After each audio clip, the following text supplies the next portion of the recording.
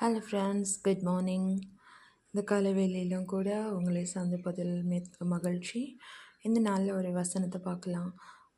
யாத்ராகமம் 33வது அதிகாரம் 11வது வசனம். ஒருவன் தன் சிநேகிதனோடு பேசுவது போல கர்த்தர் மோசையோடே முகமுகமாய் பேசினார். பின்பு அவன் பாளையத்துக்கு திரும்பினான். நூனின் குமாரனாகிய யோசுவா என்னும் அவனுடைய பணிவிடைக்காரனாகிய வாலிபன் ஆசரிப்பு கூடாரத்தை விட்டு விலகாதிருந்தான்.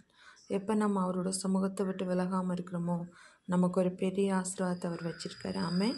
அவருடைய சமூகத்தில் ஆனந்தமும் அவருடைய வலது பாரிசத்தில் நித்திய பேரின்பமும் உண்டு அப்படின்னு சொல்லி வசனம் சொல்லுது. இந்த காலை வேளையில் நீங்கள் அவரோடு இருந்தால் அவர் உங்களோடு இருப்பார். நீங்கள் அவரை நேசித்தீங்கன்னா அவர் உங்களை நேசிப்பார். இந்த நாள் முழுவதும் கர்த்தர் உங்களை ஆசீர்வதிப்பாராக. தேவ கிருபை உங்களோடு இருப்பதாக. ஆமேன், ஆமேன்.